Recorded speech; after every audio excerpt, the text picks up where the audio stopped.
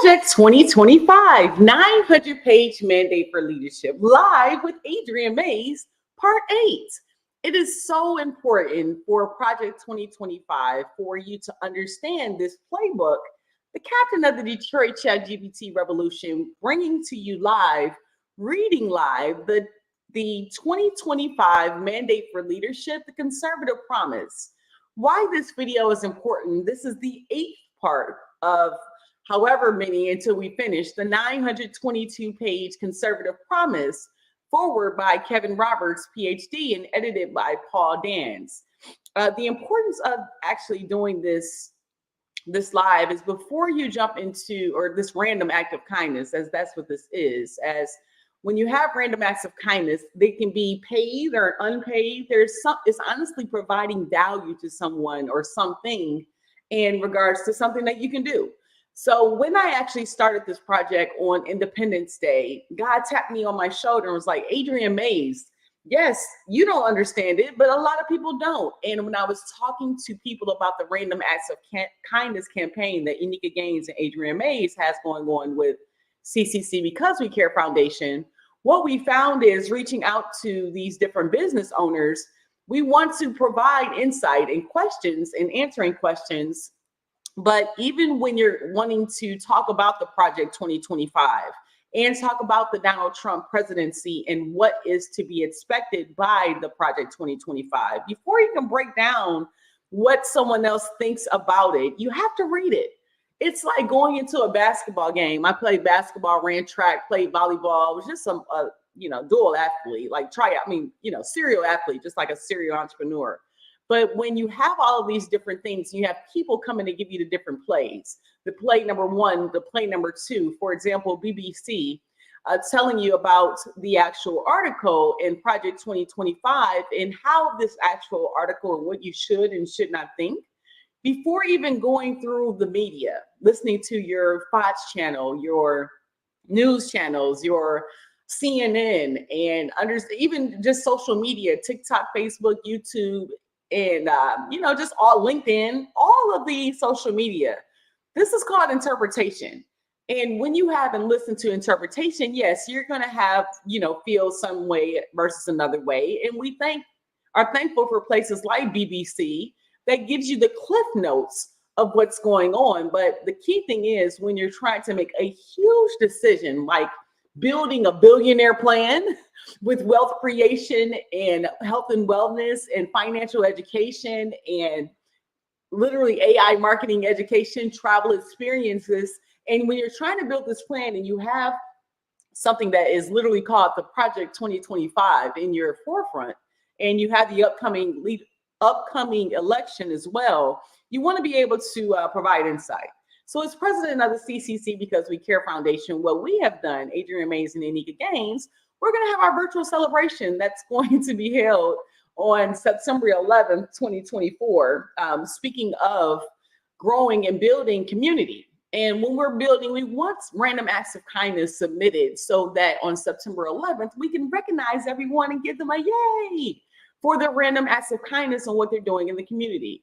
So the key thing about the community is to help one another get through this and to share thoughts and share wins and share announcements. So the Random Acts of Kindness community, once you provide your name and email address and phone number to cccwecaremi.com, you're able to join and jump in.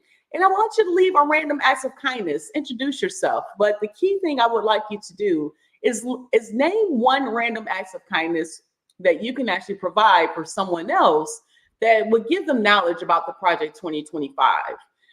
Think about when you're learning something new and you might need a little help, a little interpretation. So the Project 2025 might be a little over cumbersome for some people. So that's why breaking down the reading of this actual document was so imperative in regards to education. So we're going to jump right in. Like I said, Coco Golf is playing in Wimbledon around 1 o'clock Eastern Standard Time. So we'll take a break around that time. But for now, I want to jump right in and we left off on page 374 out of 922. What percentage is that? Let's do the percentage real quick before we get started reading. So we were on 374 out of 922 when we ended yesterday. And yesterday had to halt. I was supposed to have an evening session, but I had to halt. I had to hungry, angry, lonely, tired, and just take a breath for Adriane Mayes. And sometimes you have to do that. Sometimes you have to halt in your process to be able to, even though I wanted to get this done, I want to get this done so I can get to the next part. So, and of course, just like everything else, but you got to go through the steps. So, God told me to halt yesterday, and that's what I did. And check out at Adriane Mayes if you don't know what halt means. I'll definitely be playing a commercial break, and I'll be able to show my journey, day 62 of the billionaire journey of Adriane Mayes, but had to halt. So in halting, I want to actually get as much done today, July 7th, 2024, as the next part is exciting, right? Talking to the business owners, talking to potential sponsors, and talking about people that need help with their actual system of automation and AI, and building on random acts of kindness, giving back, letting people take advantage of all of this digital marketing and knowledge and franchise and building brands. So, but the first part is getting the information. So let's jump right into it. I'm on page 340 of the download and 373 of 922. And that's right, I was gonna give you the percentage done. And so right now, the percentage done, woo, 40.45% done. So that's called progress. We have less than 60% to go. So on the part 8, let's jump right in. I just had to give you that excitement. Yes. Okay. 40% done. Okay. 40% done. So let's get right to it. And I'm going to have fun with it, because you got to have fun with everything you do, right? You got to enjoy yourself. And Adriane Mayes, president of CCC Because We Care Foundation, AI genius. That's all I know how to do, is enjoy myself, regardless of what's going on. So let's go. Okay. Project 2025, Mandate for Leadership. We're on, again, page 373 out of 922 and 340 on the download. Reform the Office of Federal Student Aid. This proposal urges the new administration to end the abuse of FSA's loan forgiveness programs, to manage the federal student loan portfolio in a professional way, and to work with Congress for a long-term overhaul of the program for the benefit of students and taxpayers.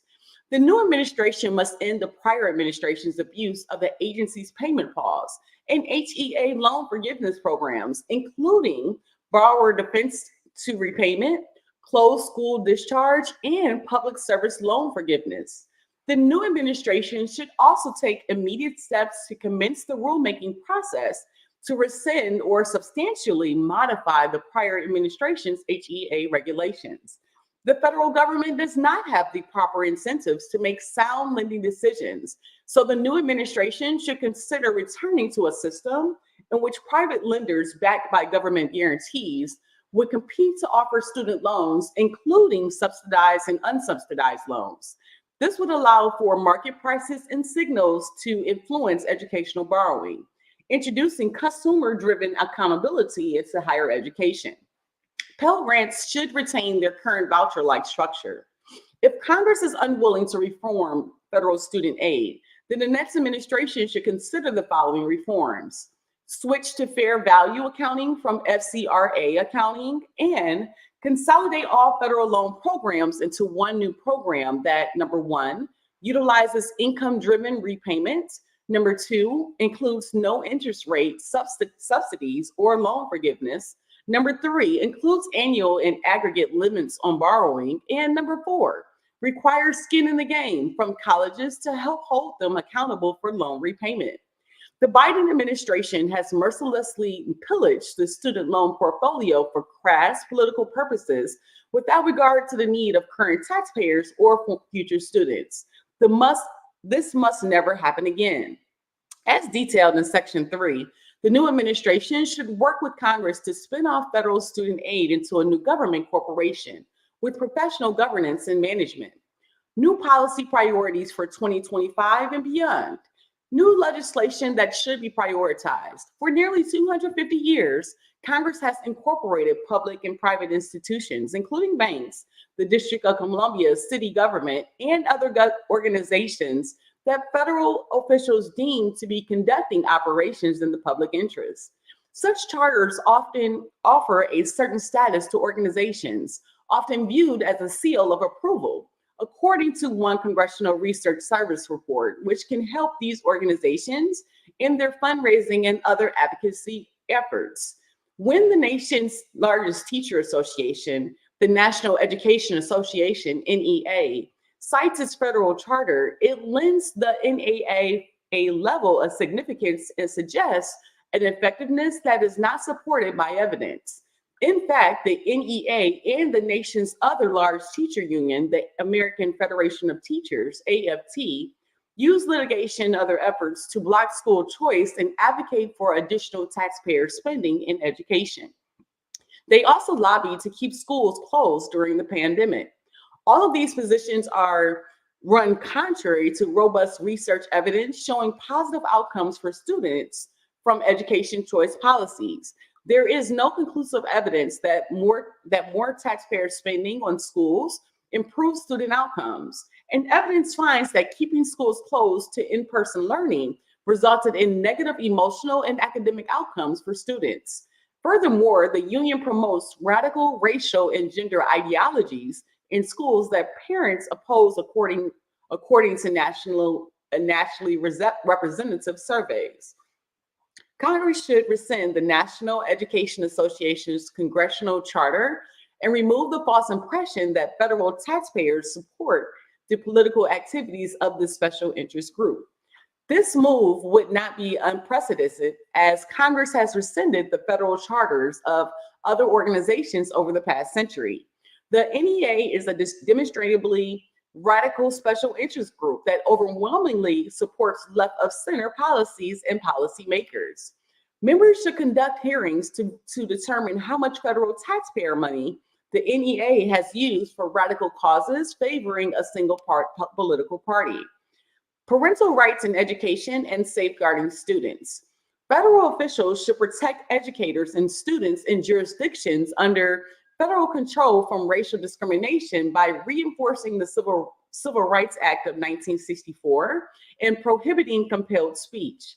Specifically, no teacher or student in Washington, D.C., public schools, Bureau of Indian Education schools, or Department of Defense schools should be compelled to believe, profess, or adhere to any idea, but especially ideas that violate state and federal civil rights laws. But by its very design, critical race theory has an applied dimension, as its founders state in their essays that define the theory. Those who subscribe to the theory believe that racism, in this case, treating individuals differently based on race, is appropriate, necessary even, making the theory more than merely an analytical tool to describe race in public and private life. The theory disrupts America's founding ideals of freedom and opportunity. So when critical race theory is used as part of school activities, such as mandatory affinity groups, teacher training programs in which educators are required to confess their privilege, or school assignments in which students must defend the false idea that America is systemically racist, the theory is actively disrupting the values that hold communities together, such as equality under the law and color blindness. As such, lawmakers should design legislation that prevents the theory from spreading discrimination. For K-12 systems under their jurisdiction, federal lawmakers should adopt proposals that say no individual should receive punishment or benefits based on the color of their skin. Furthermore, school officials should not require students or teachers to believe that individuals are guilty or responsible for the actions of others based on their race or ethnicity. Educators should not be forced to discuss contemporary political issues, but neither should they refrain from discussing certain subjects in an attempt to protect students from ideas with which they disagree. Proposals such as this should result in robust classroom discussions, not censorship. At the state level, states should require schools to post classroom materials online to provide maximum transparency to parents.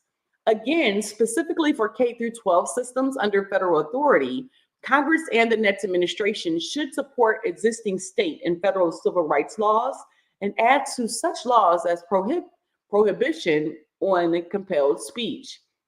Advancing legal protections for parental rights in education. While the U.S. Supreme Court and other federal courts have consistently recognized that parents have the right and duty to direct the care and upbringing of their children, they have not always treated parental rights as co-equal to other fundamental rights like free speech or the free exercise of the religion. As a result, some courts treat parental rights as a second-tier right and do not properly safeguard these rights against government infringement. The courts vary greatly over which species of constitutional review, rational basis, intermediate scrutiny, and strict scrutiny to apply to parental rights cases. This uncertainty has emboldened federal agencies to promote rules and policies that infringe parental rights. For example, under the Biden administration's proposed Title IX regulations, schools could be required to assist a child with a social or medical gender transition without parental consent or to withhold information from parents about a child's social transition. For example, changing their names or pronouns.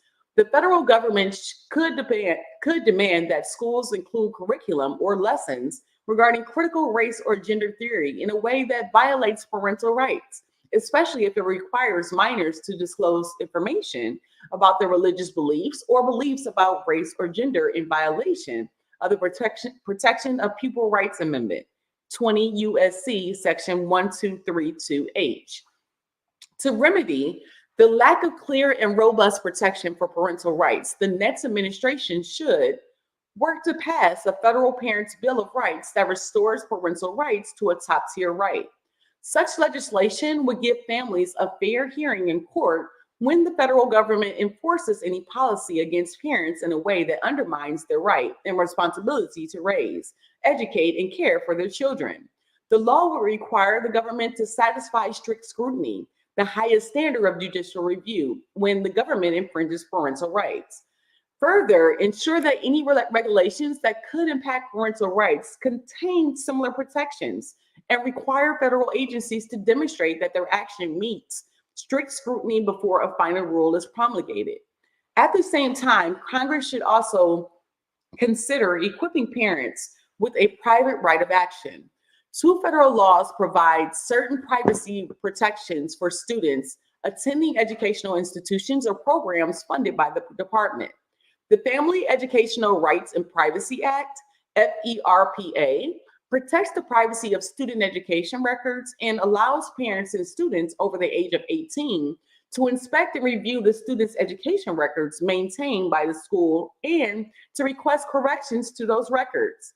FERPA also authorizes a number of exceptions to this record's privacy protection that allows schools to disclose the students' education records without the consent or knowledge of the parent or student.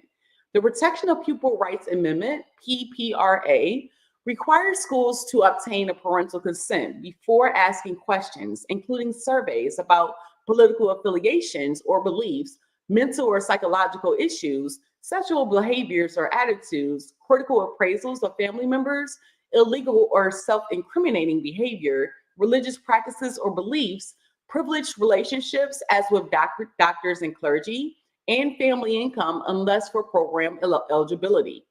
The difficulty for parents is that FERPA and PPRA do not authorize a private right of action. If a school refuses to comply with either statute, the only remedy is for the parent or student, if over the age of 18, to file an administrative complaint with the U.S. Department of Education, which must then work with the school to obtain compliance before taking any action to suspend or terminate federal financial assistance. Investigations can take months, if not years. The department has never suspended or terminated the funding for an educational institution or agency for violating FERPA or PPRA. In essence, Congress has granted parents and students important statutory rights without an effective remedy to assert those rights. The next administration should work with Congress to amend FERPA and PPRA to provide parents and students over the age of 18 years with a private right of action to seek injunctive and declaratory relief. together with attorney's fees and costs if a prevailing party, against educational institutions and agencies that violate rights enshrined in these statutes. This will empower parents and students, level the playing field between families and education bureaucracies, and encourage institutional compliance with these statutory requirements. Protect parental rights and policy. In addition to strengthening legal protection for parents, the next administration should prioritize legislation advancing such rights.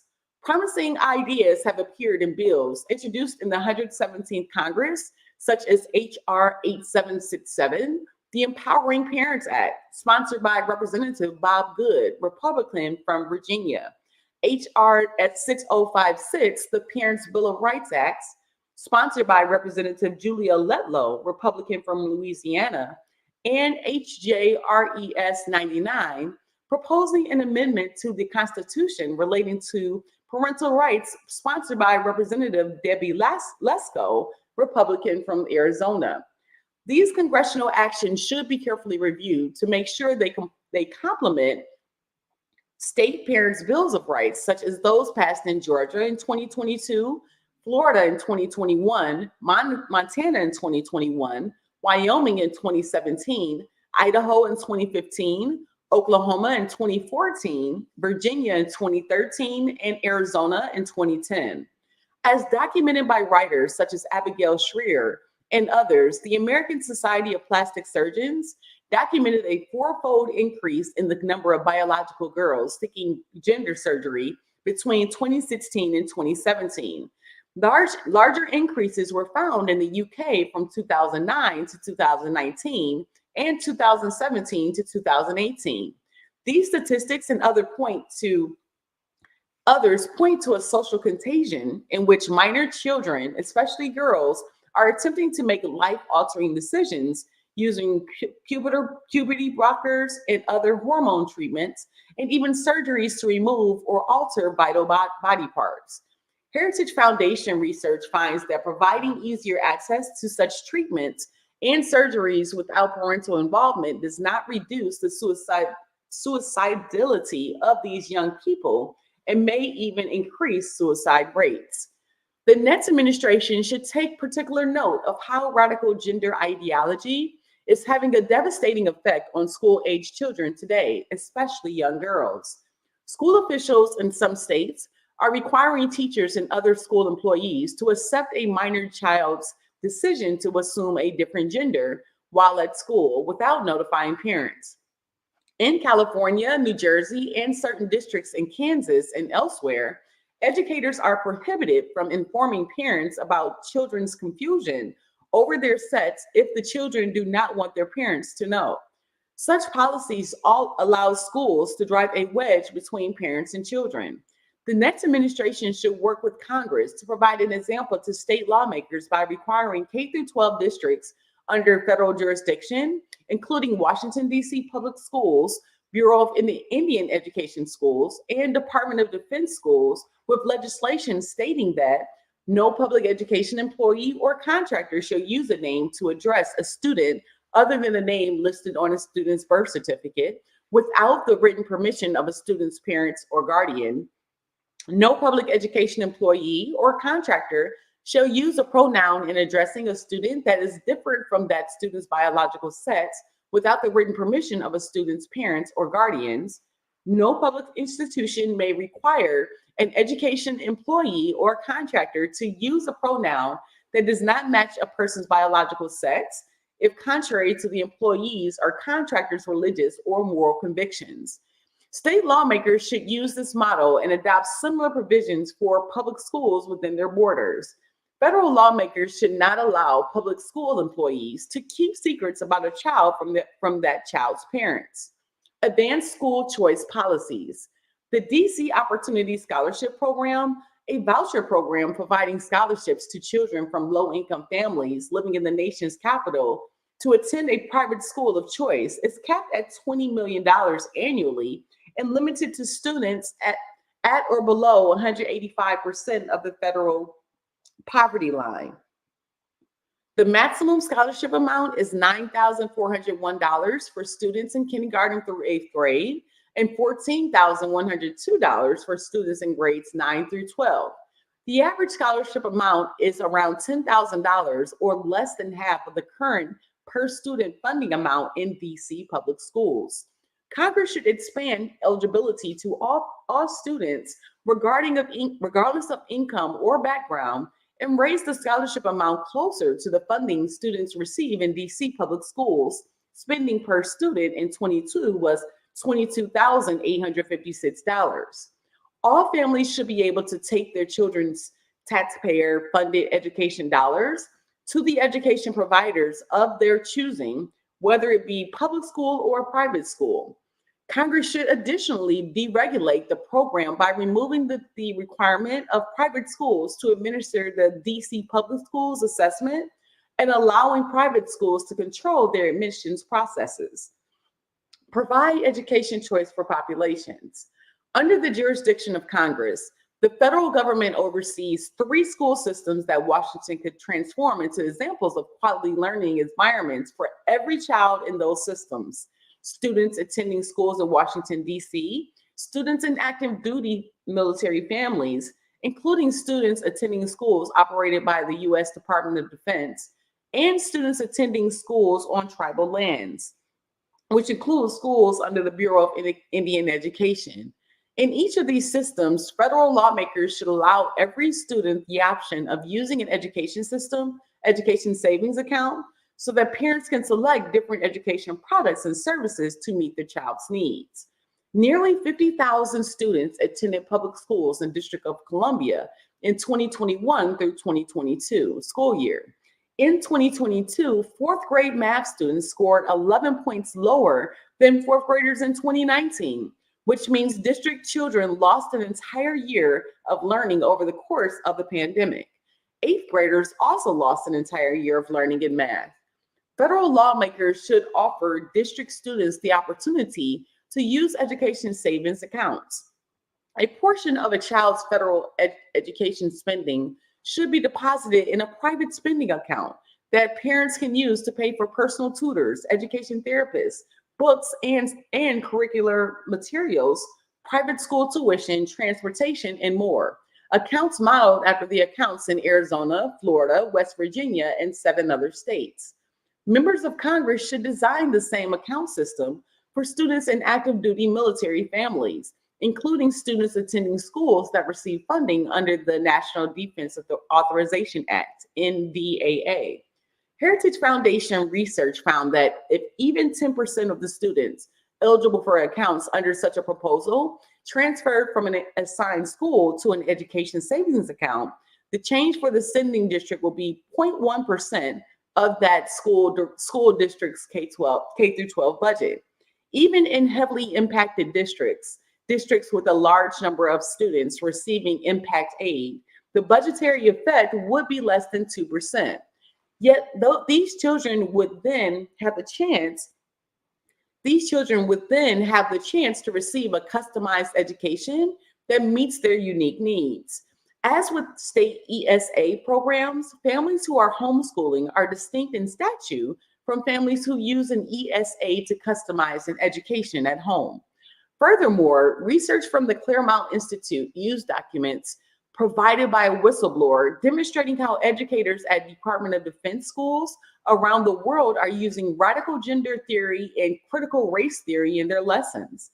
This instructional material discards biology in favor of political indoctrination and applies critical race theory's core tenets, advocating for more racial discrimination. Such ideas are highly unpopular among parents, according to nationally representative surveys, and the course material attempts to indoctrinate students with radical ideas about race and the ambiguous concepts of gender. Finally, schools on tribal lands and under the auspices of the Bureau of Indian Education, BIE, are among the worst performing public schools in the country. Research from Republican Burgess Owens' office reports that the graduation rate for BIE students is 53%, lower than the average for Native American students and students around the country, and nearly 30 percentage points lower than the national average for all students. In 2015, Arizona lawmakers expanded the state's educational savings account program to include children living on tribal lands, and by 2021, nearly 400 Native American children were using the accounts. Federal officials should design a federal education savings account option for all children attending BIE schools. The next administration should make the K-12 systems under federal jurisdiction examples of quality learning opportunities and education freedom. Washington should convert some of the lowest performing public school systems in the country into areas defined by choices, creating rigorous learning options for all children and from all backgrounds, income levels, and ethnicities. Expand education choice through portability of existing federal funds. Setting education policy on the right track long term will require sunsetting the U.S. Department of Education altogether. Doing so would not result in fewer resources and less assistance for children with special needs or from low-income families. Rather, closing the federal behemoth would better target existing taxpayer resources already set aside for these students by shifting oversight responsibilities to federal and state agencies that have more expertise in helping these populations. The Individuals with Disabilities Education Act, IDEA, is the federal law governing taxpayer spending on K-12 students with special needs. The law stipulates that students have a right to a free and appropriate education, and 95% of children with special needs attend assigned public schools. The education is not always appropriate, however. Special education is fraught with legal battles. Some argue that the education of children with special needs is the most litigated area of K-12 education. Thus, despite a nearly 50-year federal law that sees regular revision and reauthorization in approximately $13.5 billion per year in federal taxpayer spending, parents still struggle to establish intervention plans for their students with public school district officials regarding the physical and educational requirements for their children with special needs. State-level education options often exclusively serve children with special needs for these very reasons. Florida, Oklahoma, Tennessee, Mississippi, South Carolina, and North Carolina, to name a few states, all have education savings accounts or K-12 private school scholarship options for children with special needs. Federal lawmakers should move IDEA oversight and implementation to the U.S. Department of Health and Human Services. Officials should then consider revising IDEA to require that a child's portion of the federal taxpayer spending under the law be made available to families so parents can choose how and where a child learns. IDEA already allows families to choose a private school under certain conditions, but federal officials should update the law so that families can use their child's IDEA spending for textbooks, education therapies, personal tutors, and other learning expenses. Similar to the way in which parents use education savings accounts in states such as Arizona and Florida. These micro-education savings accounts would give the families of children with special needs approximately $1,800 per child to help meet a child's unique learning needs. Members of Congress and the White House should consider a similar update to Title I of the Elementary and Secondary Education Act, ESEA. Title I is the largest portion of federal taxpayer spending under this federal education law, and the section provides additional taxpayer resources to schools or groups of schools in lower income areas. Federal taxpayers committed $16.3 billion to Title I in fiscal year 2019, spending that is dedicated to students in low-income areas of the U.S. Per student, this spending amounts to more than $1,400 for a child in a large city and approximately $1,300 for a student in a remote rural area. Research finds, though, that this enormous investment has not produced positive results for children in need. The achievement gap between children from the highest and lowest income deciles has not improved over the past 50 years. And recent dismal outcomes on the National Assessment of Education Progress show declines for all students, with MAP scores registering declines for the first time in history. Initially, the responsibilities for administering and overseeing Title I should be moved to HHS along with IDEA. Students attending schools that receive Title I spending should also have access to microeducation savings accounts that allow families to choose how and where their children learn according to their needs. Parents should be allowed to use their child's Title I resources to help pay for private learning options, including tutoring services and curricular materials. Over a 10-year period, the federal spending should be phased out, and states should assume decision-making control over how to provide a quality education to children from low-income families. Additional school choice options. House Republicans included school choice in their Commitment to America agenda. Though actions by state lawmakers are essential, and any federal policy should be strictly designed so they do not conflict with state activities, Congress should consider school choice legislation such as the Educational Choice for Children Act.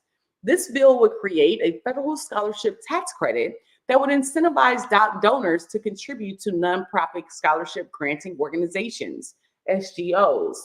Eligible families could then use that funding from the SGOs for their children's educational expenses, including private school tuition, tutoring, and instructional materials. Additional K-12 reforms, allowing states to opt out of federal education programs. States should be able to opt out of federal education programs, such as the Academic Partnerships Lead Us to Success, A+ Act. Much of the red tape and regulations that hinder local school districts are handed down from Washington. This regulatory burden far exceeds the federal government's less than 10% financing share of K-12 education. In the most recent fiscal year 2022, states and localities financed 93% of K-12 education costs, and the federal government just 7%. That 7% share should not allow the federal government to dictate state and local education policy. To restore state and local control of education and reduce the bureaucratic and compliance burden, Congress should allow states to opt out of the dozens of federal K-12 education programs authorized under the Elementary and Secondary Education Act, and instead allow states to put their share of federal funding toward any lawful education purpose under state law. This policy has been advanced over the years via a proposal known as the Academic Partnerships Lead Us to Success, A+ Act. Higher education reform, HEA accreditation reform. Congress established two primary responsibilities for the U.S. Department of Education in the HEA. Number one, to ensure the administrative capacity and financial responsibility of colleges and universities that accept Title IV funds, and number two, to ensure the quality of those institutions. Congress did not endow the Department of Education with the authority to involve itself in academic quality issues relating to colleges and universities that participate in the Title IV student aid program. The HEA allows the agency only to recognize accreditors, which are then supposed to provide quality assurance measures. Unfortunately, the Biden administration has followed closely in the footsteps of the Obama administration by engaging in a politically motivated and inconsistent administration of the accrediting agency recognition process. As a result, accreditors have transformed into de facto government agents. Despite claims by the department and accreditation agencies that accreditation is voluntary, the fact that Americans are denied access to an otherwise widely available entitlement benefit if the institution elects to not be accredited makes accreditation anything but voluntary. Today, accreditation determines whether Americans can access federal student aid benefits, transfer academic credits, enroll in higher level degree programs, and even qualify for federal employment.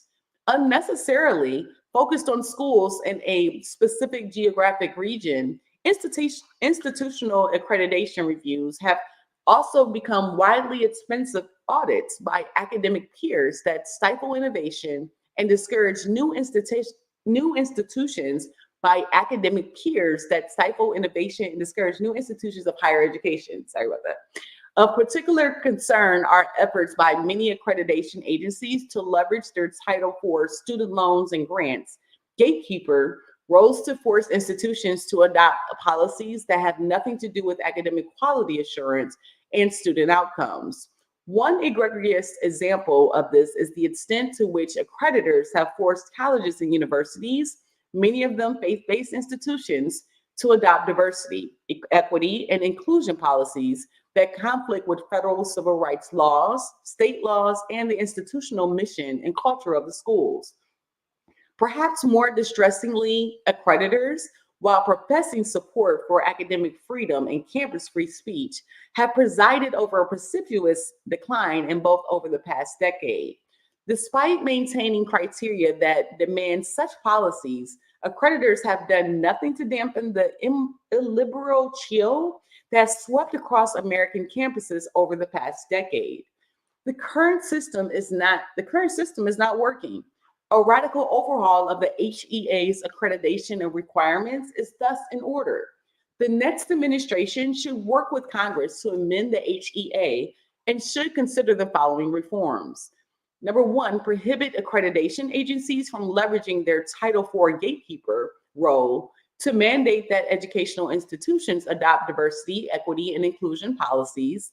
Number two, protect the sovereignty of states to decide governance and leadership issues for their state-supported colleges and universities by prohibiting accreditation agencies from intruding upon the governance of state-supported educational institutions. Number three, protect faith-based institutions by prohibiting accreditation agencies from, number one, requiring standards and criteria that undermine the religious beliefs of or require policies or conduct that conflict with the religious mission or religious beliefs of the institution. And number two, intruding on the governance of colleges and universities controlled by a religious organization. Revamp the system for recognizing accreditation agencies for Title IV purposes by removing the department's monopoly on recognition by authorizing states to recognize accreditation agencies for Title IV gatekeeping purposes, and or number two, authorizing state agencies to act as accreditation agencies for institutions throughout the United States.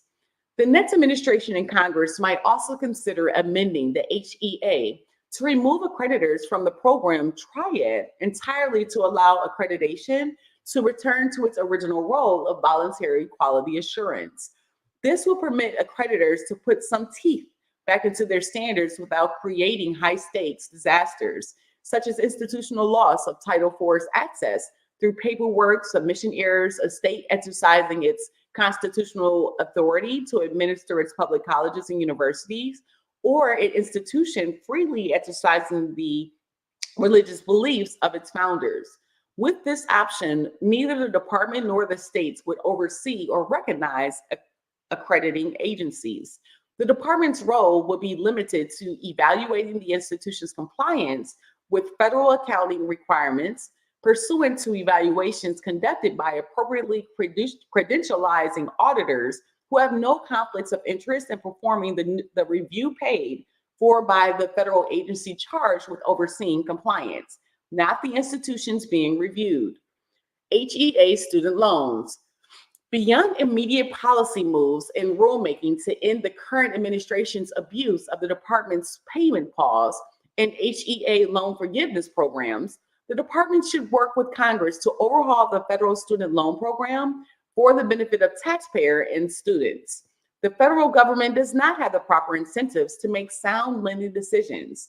The new administration should consider privatizing all lending programs, including subsidized, unsubsidized, and plus loans, both grad and parents, This would allow for market prices and signals to influence educational borrowing, introducing consumer-driven accountability into higher education. Pell Grants should retain their current voucher-like structure. If privatizing student lending is not feasible, then the next administration should consider the following reforms. Switch to fair value accounting from FCRA accounting.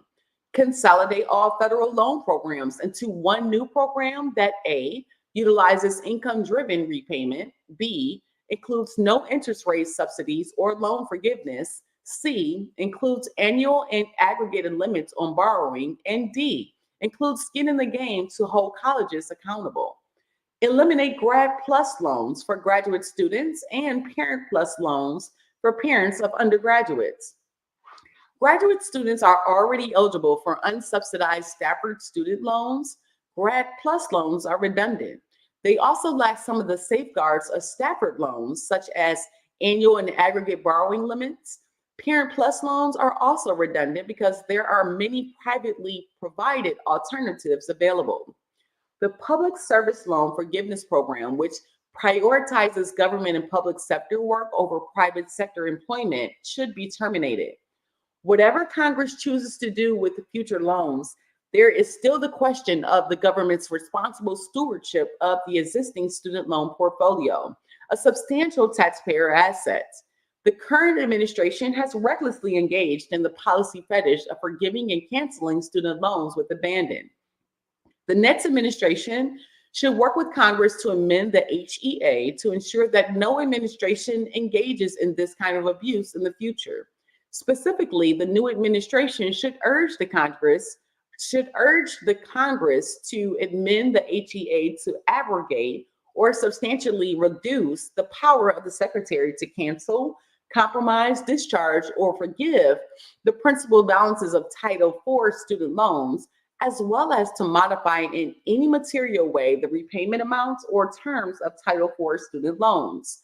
Further, the next administration should propose that Congress amend the HEA to remove the department's authority to forgive loans based on borrower defense to repayment. Instead, the department should be authorized to discharge loans only in instances where clear and convincing evidence exists to demonstrate that an educational institution engaged in fraud toward a borrower in connection with his or her enrollment in the institution and the student's educational program or activity at the institution.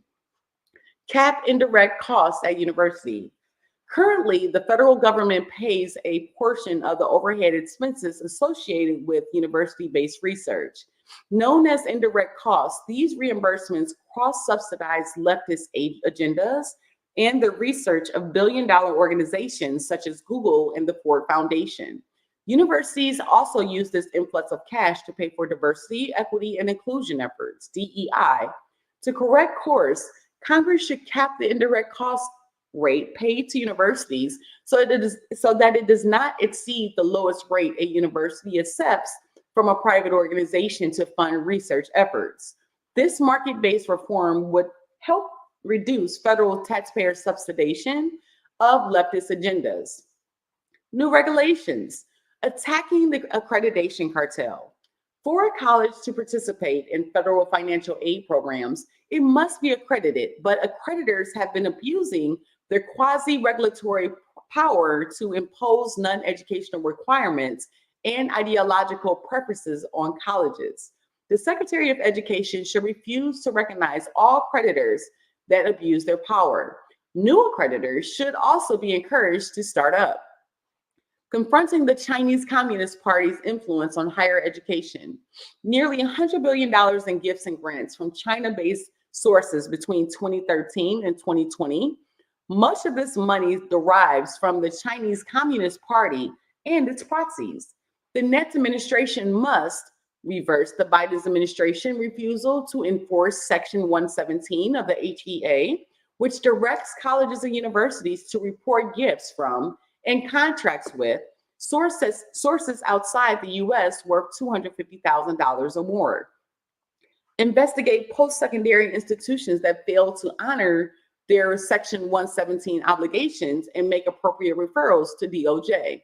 work with Congress to amend the HEA to tie the HEA's foreign source reporting requirements to an institution's ability to receive federal financial assistance, particularly participation in programs funded under Titles 4 and 6 of the HEA, allowing competency-based education to flourish. Competency-based education is a promising approach that could provide a high quality and affordable education to many students. Since the credit hour, which measures the time in the classroom, is inappropriate for such programs, the direct assessment method was introduced to allow competency-based programs to participate in the federal financial aid programs. However, overregulation has hampered the usage of direct assessment, with the leading competency-based university choosing to instead convert their courses into credit hours for compliance purposes. One of the leading obstacles is the requirement that courses include regular and substantive interaction between faculty and students. New regulations should clarify the definition and requirements of regular and substantive interaction for competency-based education, as well as for online programs. Reforming area studies funding. Congress should wind down so-called area studies programs at universities, Title 6 of the HEA, which, although intended to serve American interests, sometimes fund programs that run counter to those interests. In the meantime, the next administration should promulgate a new regulation to require the Secretary of Education to allocate at least 40% of funding to international business programs that teach about free markets and economics, and require institutions, faculty, and fellowship recipients to certify that they intend to further the stated statutory goals of serving American interests. New executive orders that the president should issue. Guidance documents.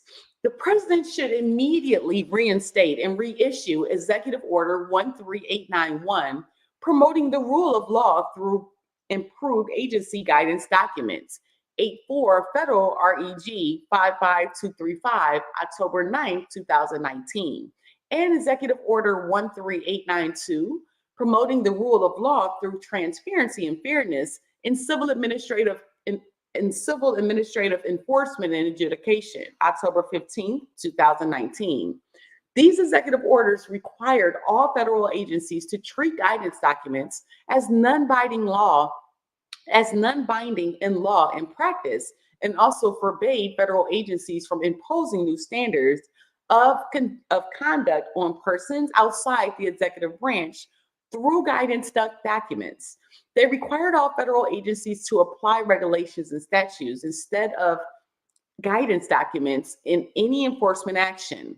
President Biden revoked these executive orders on January 20th, 2021, demonstrating that these executive orders effectively restrain the abuses of an expansive administrative state.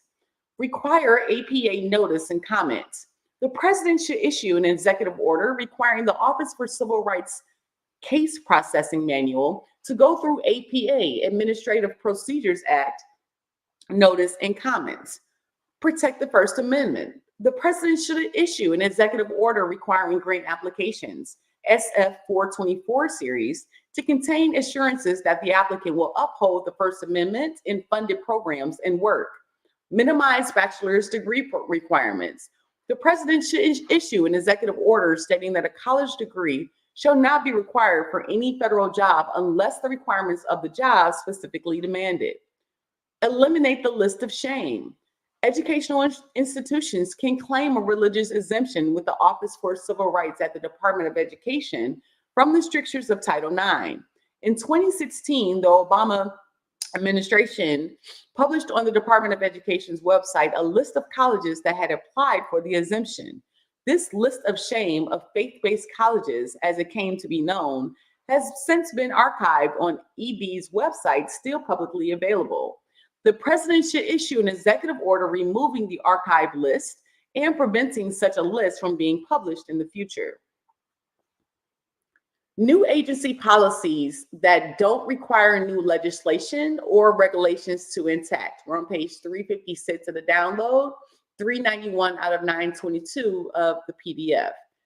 New agency policies that don't require new legislation or regulations to enact, transparency of FERPA and PPRA complaints. The Department of Education should be transparent about complaints filed on behalf of families regarding the Family Education Rights and Privacy Act, FERPA, and the Protection of Pupil Rights Amendment, PPRA. At the same time, the Department of Education should develop a portal and resources for parents on their rights under FERPA and PPRA.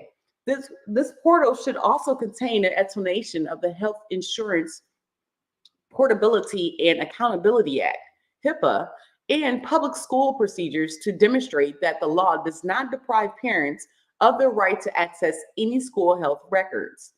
The DC Opportunity Scholarship Program.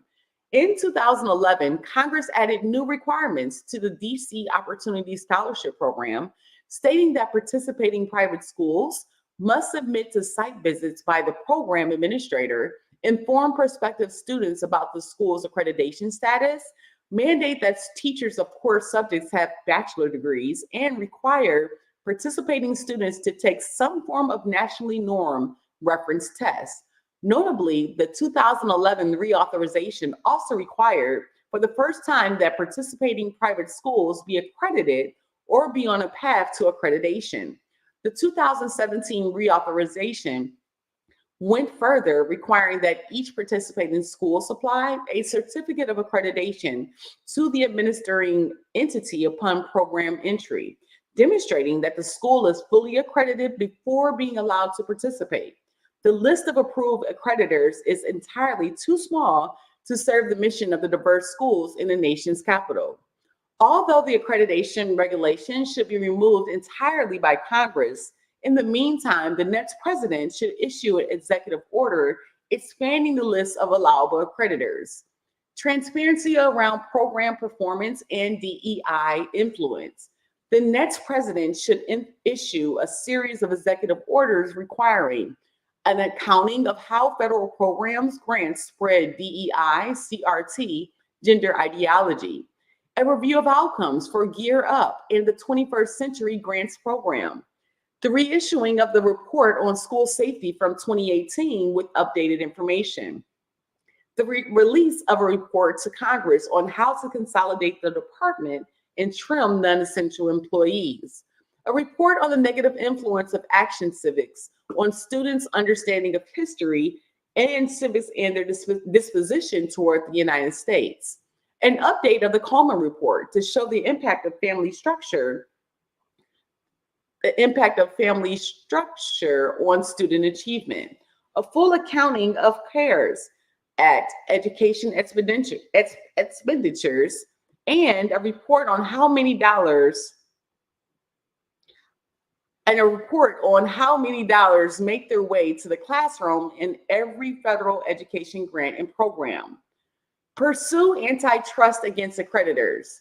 The president should issue an executive order pursuing antitrust against college accreditors, especially the American Bar Association, ABA.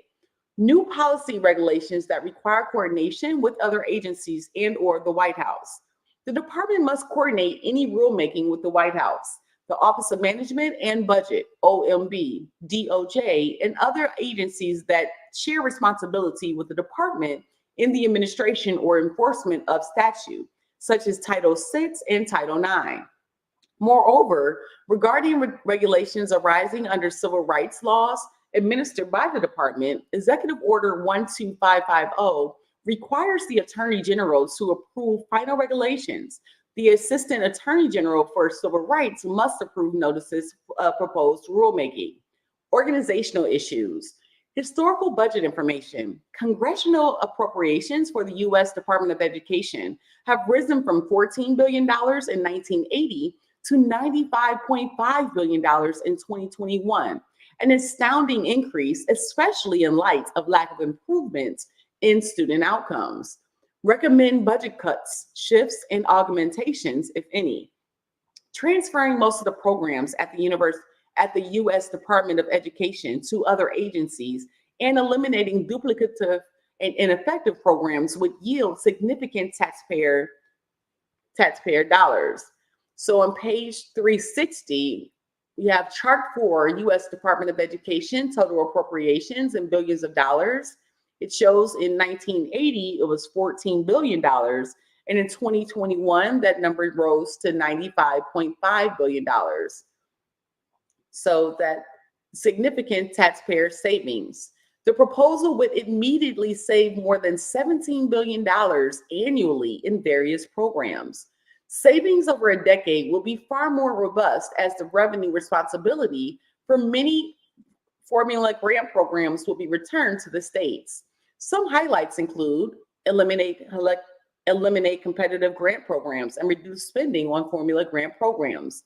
Competitive grant programs operated by the Department of Education should be eliminated, and federal spending should be reduced to reflect remaining formula grant programs authorized under Title I of the Elementary and Secondary Education Act, ESEA, and a handful of other programs that do not fall under the competitive project grant category. Remaining programs managed by the Department of Education, such as large formula grant programs for K-12 education, should be reduced by 10%.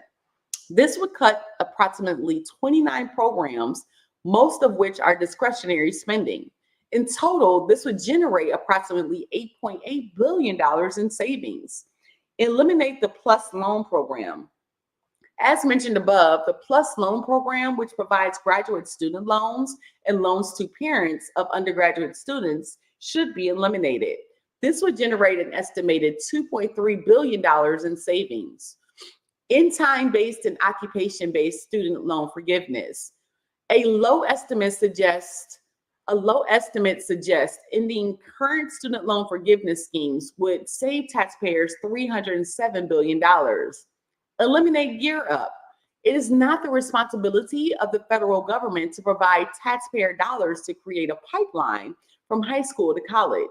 Gear Up should be eliminated, and its functions should be instead handled privately or at the state and local levels, where policymakers are better equipped to increase college preparedness within their school districts. Personnel. The Department of Education currently employs approximately 4,400 individuals. As programs are eliminated or transferred to other agencies, those employees whose positions are determined to be essential to the mission would move with their constituent programs.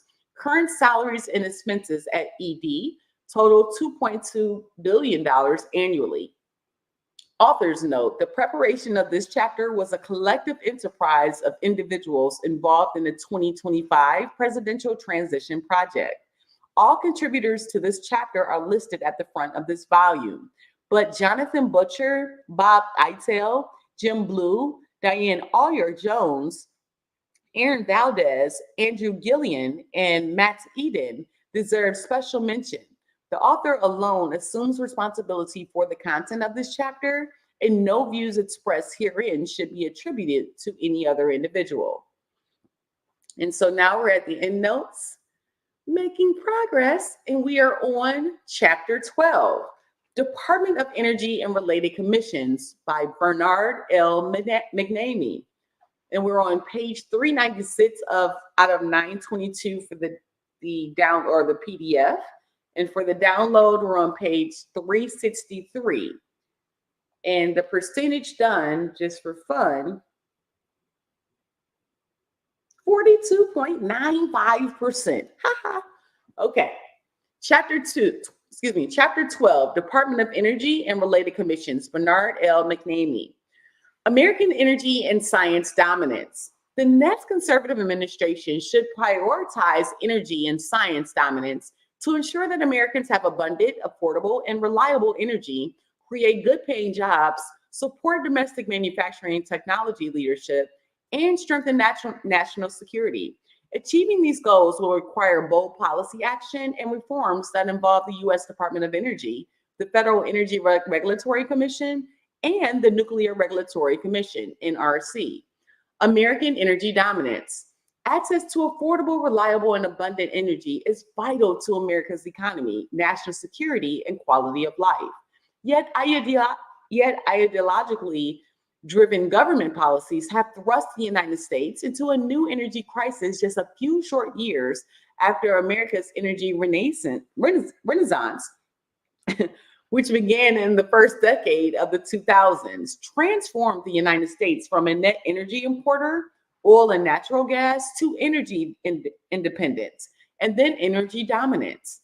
Americans now face energy scarcity and electric grid that is less reliable, and artificial shortages of natural gas and oil despite massive reserves within the United States, all of which has led to higher prices that burden both the American people and the economy. The new energy crisis is caused not by a lack of resources, but by extreme green policies. Under the rubrics of combating climate change and ESG, environmental, social, and governance, the Biden administration, Congress, and various states, as well as Wall Street investors, international corporations, and progressive special interest groups, are changing America's energy landscape. These ideological driven policies are also directing huge amounts of money to favored interests in making America dependent on adversaries like China for energy. In the name of combating climate change, policies have been used to create an artificial energy scarcity that will require trillions of dollars in new investment, supported with taxpayer subsidies to address the problem that government and special interests themselves created. The result has been increased energy costs that, number one, hurt individuals and families, especially low income Americans and seniors on fixed income. Number two, make business that create the jobs that drive our economy and quality of life less competitive. And number three, make America less energy secure. Moreover, increased energy scarcity will allow government, either directly or through access to banks and Wall Street investors, to decide who is worthy to receive funding for energy projects. In the end, government control of energy is control of people and the economy. This is one reason why the trend towards nationalization of our energy industry through government mandates, bans on the production and use of oil and natural gas, and nationalization of the electric grid is so dangerous. At the same time, adversaries like China, Russia, North Korea, Iran, and non-state actors are constantly engaged in cyber attacks against our energy infrastructure. We have already seen what supposedly minor attacks, such as the cyber attack on the Colonial Oil Pipeline or the physical attack on electric infrastructure in North Carolina, can do. A coordinated cyber and physical attack on natural gas pipelines and the electric grid during an extended cold spell could be catastrophic. Yet, the current administration's first concern is plowing taxpayer dollars into intermittent wind and solar projects and ending the use of reliable fossil fuels. A conservative president must be committed to unleashing all of America's energy resources and making the energy economy serve the American people, not special interests. This means that the next conservative administration should, number one, promote American energy security by ensuring access to abundant, reliable, and affordable energy. Number two, affirm an all of the above energy policy through which the best attributes of every resources can be harnessed for the benefit of the American people. Number three, support repeal of massive spending bills like the Infrastructure Investment and the Jobs Act, IIJA, and Inflation Reduction Act, IRA, which established new programs and are providing hundreds of billions of dollars in subsidies to renewable energy developers, their investors, and special interests, and support the rescinding of all funds not already spent by these programs. Unleash private sector energy innovation by ending government interference in energy decisions. Stop the war on oil and natural gas. Allow individuals, families, and businesses to use the energy resources they want to use and that will best serve their needs. Secure and protect energy infrastructure from cyber and physical attacks. Refocus the Department of Energy on energy security, accelerated remediation, there we go, accelerated remediation and advanced science, promote U.S. energy resources as a means to assist our allies and diminish our strategic adversaries, refocus FERC on ensuring that customers have affordable and reliable electricity, natural gas, and oil, and no longer allow it to favor special interests and progressive causes, ensure that the Nuclear Regulatory Commission facilitates rather than hampers private sector nuclear energy innovation and deployment. The American science dominance. Ever since the age of Benjamin Franklin, the United States has been at the forefront of scientific discovery and technological advancement. Beginning with the groundbreaking science of the Manhattan Project, the U.S. has developed 17 national laboratories that conduct fundamental and advanced scientific research. The national labs have been critical in supporting national defense and ensuring that the United States leads on scientific discoveries with transformative applications that benefit America and the world. In recent years, however, U.S. science has been under threat. Externally, adversaries like the China military have been engaged in scientifically espionage, infiltrating taxpayer-funded scientific research projects, and funding their own science research. In addition, the national labs have been too focused on climate change and renewable technologies. American science dominance is critical to U.S. national security and economic strength. The next conservative president, therefore, needs to recommit the United States to ensuring this dominance. Mission statement for a reformed Department of Energy. The Department of Energy should be renamed and refocused as the Department of Energy Security and Advanced Science, DESAS. DESAS would refocus on DOE's 5 existing core missions. Number 1, providing leadership and coordination on energy security and related national security issues. Number 2, promoting U.S. energy economic interest abroad. Number 3, leading the nation and the world in cutting-edge fundamental advanced science. Number 4, remediating former Manhattan Project and Cold War nuclear material sites. And number 5, developing new nuclear weapons and naval nuclear reactors. These missions work together by using advanced science to promote national security while getting the government out of the business of picking winners and losers in energy resources. Reform is needed because DOE, instead of focusing on core energy and security issues, has been spending billions of taxpayer dollars to subsidize renewable energy developers and investors, thereby making Americans less energy secure and distorting energy markets. Overview. Department of Education was created by the Department of Energy, Overview.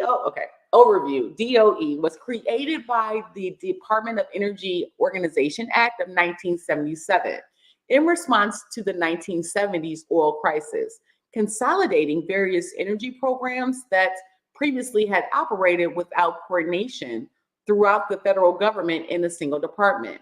In addition to addressing energy issues, DOE is tasked with engaging in basic and fundamental science and research through the 17 national laboratories, cleaning up the Manhattan Project and Cold War nuclear material and weapon sites, developing sites for the storing of civilian nuclear waste, and developing new nuclear weapons and naval reactors through the semi-autonomous National Nuclear Security Agency, NNSA.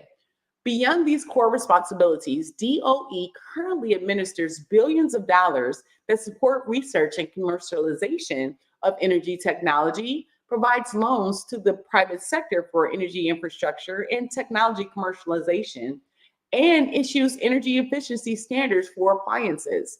More recently, DOE has focused its work and taxpayers' money on renewable energy and climate change. It is one thing for government to engage in fundamental scientific research that the private sector would not perform, particularly because advancements in science promote national security through technological prowess. Government, however, should not be picking winners and losers in dealing with energy resources or commercial technology. Such government favoritism can crowd out new innovation, devolve new cronyism, and raise energy prices for consumers and businesses. It is time for the United States to use all of its energy resources again for the benefit of the American people. New policies, energy, to ensure that the American people have access to abundant, affordable, and reliable energy.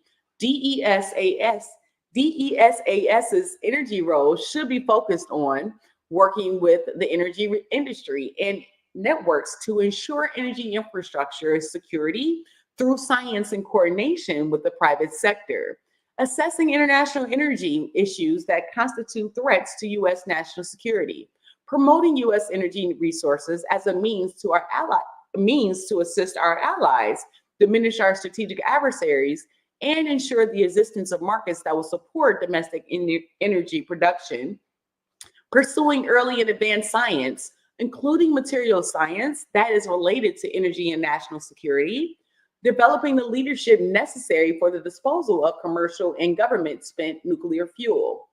National energy security. Protecting American infrastructure from cyber and physical threats, both natural and human, is vital to national security, the economy, and the well-being of the American people.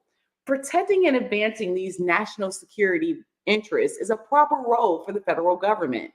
DESAS should focus on studying threats to the electric grid, natural gas, and oil infrastructure, sharing such information with the energy industry, promoting the reliability and security of energy resources and infrastructure, and developing strategies and technologies to combat threats by working with the national labs. The following offices would report to the DESAS under Secretary of Energy Security. Number 1, Office of Cybersecurity, Energy Security, and Emergency Response, CESER, elevated to an Assistant Secretary. CESER would work with the existing or reconstituted versions, as described in more detail below, of the Office of Electricity, OE, Office of Nuclear Energy, NE, Office of Fossil Energy, FE, currently the Office of Fossil Energy and Carbon Management, FECM, Office of Energy Efficiency and Renewable Energy, EERE, and the Strategic Petroleum Reserve, SPR, to identify and address threats to energy infrastructure. Instead of trying to decarbonize the American economy and allocating taxpayer dollars for commercialization of energy technologies, these offices will focus on energy security by identifying threats to energy supplies and infrastructure, developing strategies to address those threats, and funding fundamental science and technology where appropriate. Number 2, Office of Electricity, Assistant Secretary. Number 3, Office of Nuclear Energy, Assistant Secretary. Number 4, Office of Fossil Energy, Assistant Secretary, with carbon management deleted from its title and purpose. Number 5, Office of Energy Efficiency and Renewable Energy, Assistant Secretary. Number 6, Strategic Petroleum Reserve, standalone or part of CESER. Eliminate special interest funding programs.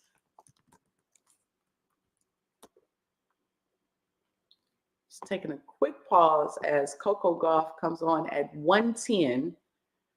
So she comes on Wimbledon 2024 at 1:10. So we'll keep going, and we're just going to keep going. So we left off on page Project 2025, Mandate for Leadership. We're on page 368 of the download, 401 out of 922. Yay, progress. Okay. Eliminate special interest funding programs. Many DOE energy funding programs are not targeted on fundamental science and technology. Instead, they focus more on commercialization and act as subsidies to the private sector for government favor resources. The DOE Office of Clean Energy Demonstrations, OCED, Office of State and Community Energy Programs, ARPA-E, Office of Grid Deployment, OGD, and DOE Loan Program should be eliminated or reformed. If they continue to exist, FECM, NE, OE, and EERE should focus on fundamental science and technology issues, particularly in relation to cyber and physical threats to energy security, rather than subsidizing and commercializing energy resources. Eliminate political and climate change interference in DOE approvals of liquefied natural gas, LNG, exports. In addition, Congress should reform the Natural Gas Act to expand required approvals from merely nations with free trade agreements to all of our allies, such as NATO countries. Focus the Federal Energy Management Program, FEMP, on ensuring that government buildings and operations have reliable and cost-effective energy. FEMP should stop using taxpayer dollars to force the purchase of more expensive and less reliable energy resources in the name of combating climate change. Ensure that information provided by the U.S. Energy Information Agency, EIA, a data and statistical organization, is data neutral. Focus FERC on its statutory obligation to ensure access to reliable energy at just, reasonable, and non-discriminatory rates. FERC is a 5-member commission created under the DOE Organization Act that regulates the wholesale sales and transmission of electricity, promotes electricity reliability through standards, permits natural gas pipelines and LNG export facilities, sets natural gas pipeline shipping rates, and sets oil pipeline shipping rates. It is an economic regulator and should not make itself a climate regulator. Streamline the nuclear regulatory requirements and licensing process. Such changes would help to lower costs and accelerate the development and deployment of civilian nuclear, such as advanced nuclear reactors, including small modular nuclear reactors. The Nuclear Regulatory Commission, NRC, is commission tasked with the licensing of civilian nuclear reactors and power plants and regulating other uses of nuclear materials, such as nuclear medicine. Although it is not a DOE agency, its jurisdiction over nuclear reactor, fuel, safety, and trade issues often relates to or impinges on DOE's jurisdiction. Focus on energy and science issues, not politicize social programs. The next administration should stop using energy policy to advance politicized social agendas. Programs that sound innocuous, such as energy justice, Justice 40, and DEI, can be transformed to promote politicized agendas. DOE should focus on providing all Americans with access to abundant, affordable, reliable, and secure energy. And DOE should manage its employees so that everyone is treated fairly based on his or her talent, skills, and hard work. New policies, international energy security. To help the president and policymakers understand and apply U.S. energy interests in international affairs more effectively, various DOE programs offices need to be reformed. Promote American energy interests. The next administration should make U.S. energy dominance a key component of its foreign policy while ensuring that domestic and international goals are aligned. American energy dominance would allow the United States to secure energy for its citizens, markets for its energy exports, and access to new energy natural resources, and will provide tools for U.S. policymakers to assist our allies and deter our adversaries.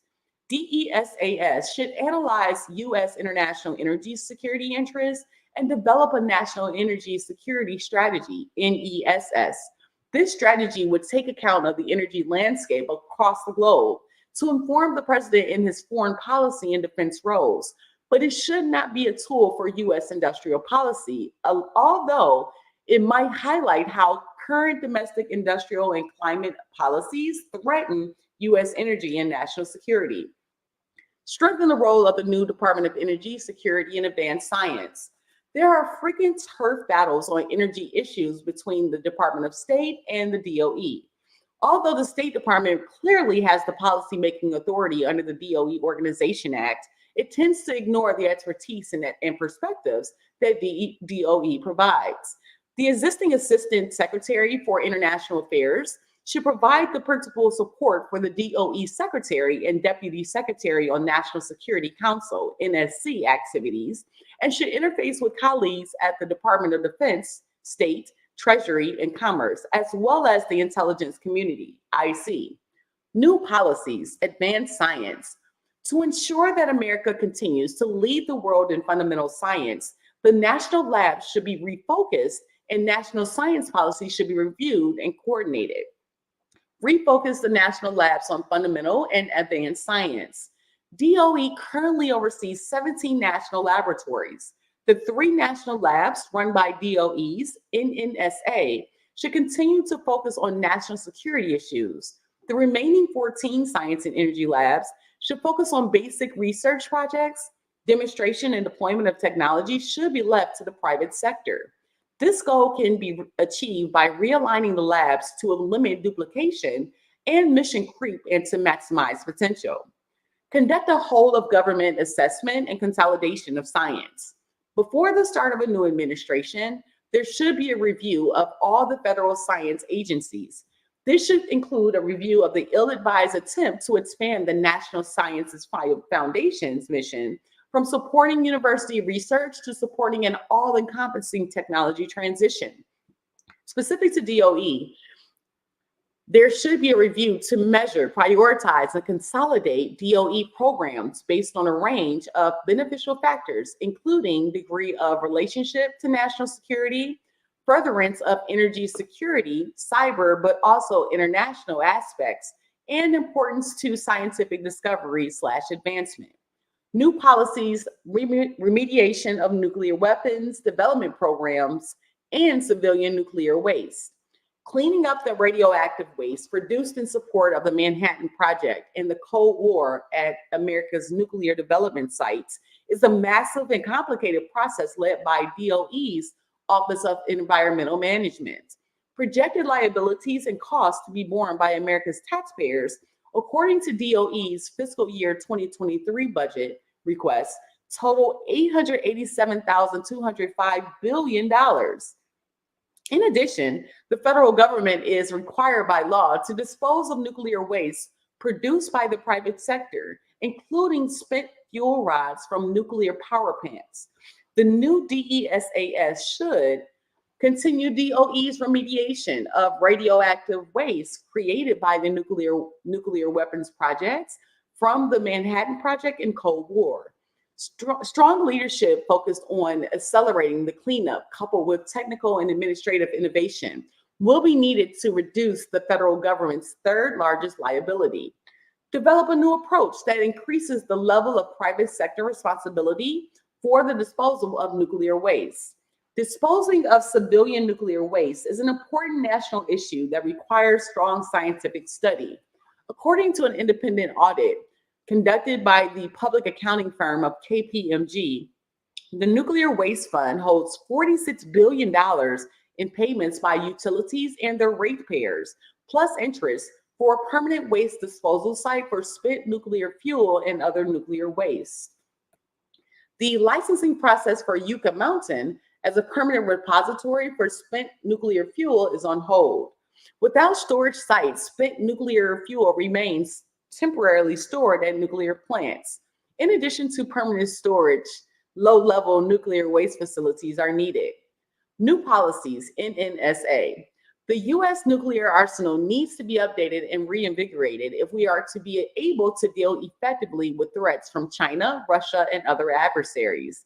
As a semi-autonomous agency, the NNSA has the primary responsibility for researching and designing new nuclear warheads and for ensuring that the existing nuclear arsenal is still potent.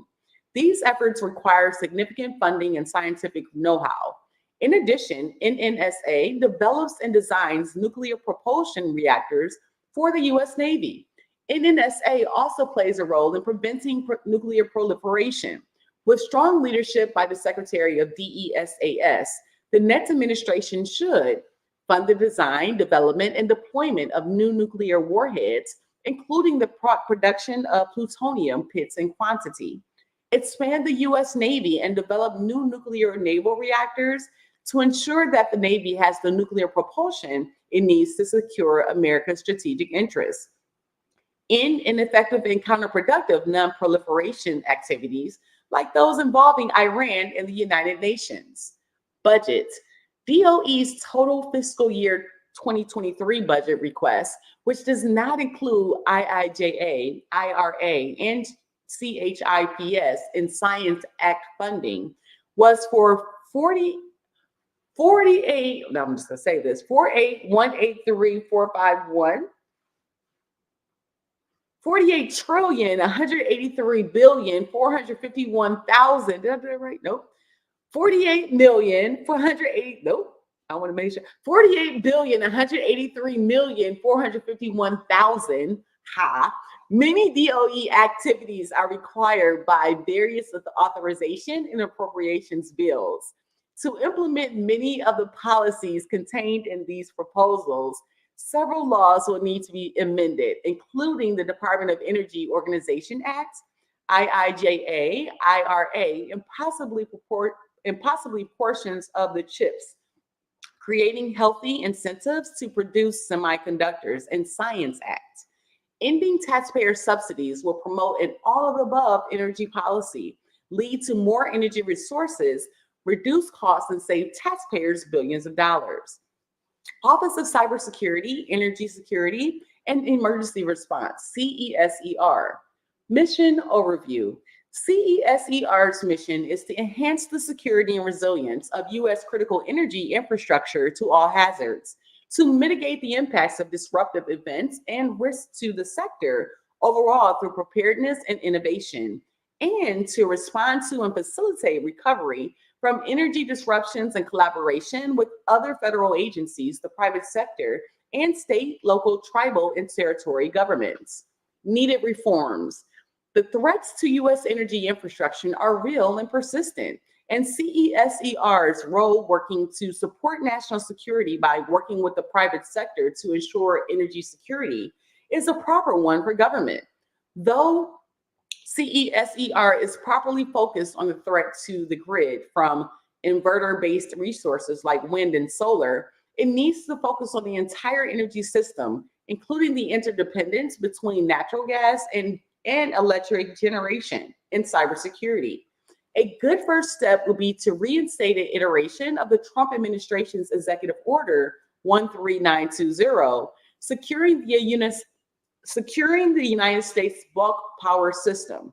The Biden administration also placed the Strategic Petroleum Reserve, SPR, and DOE's Federal Power Act 202C authority under the CESER office, which should continue in the next administration.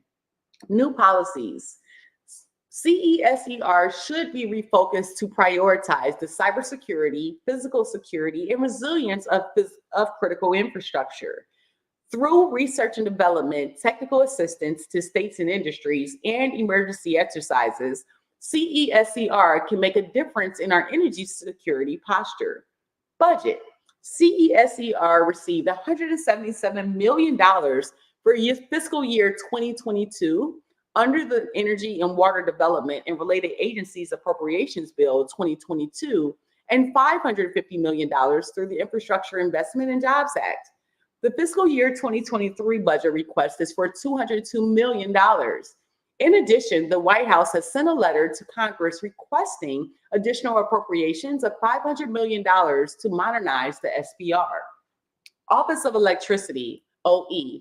The mission and overview. The Office of Electricity was created after the 2003 blackouts to improve grid reliability and energy assurance.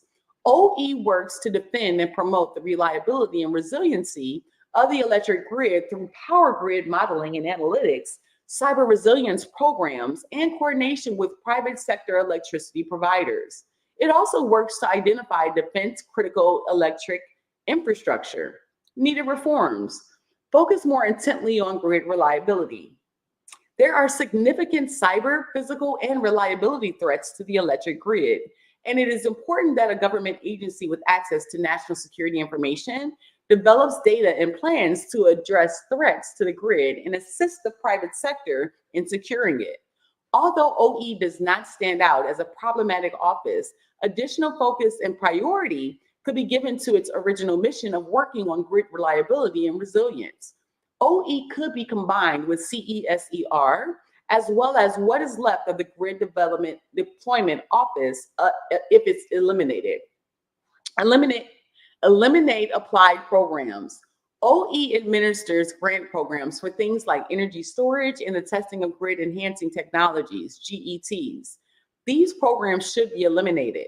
The next administration should work with Congress to eliminate DOE applied energy programs, including OE, except perhaps those related to the basic sciences for new energy technology.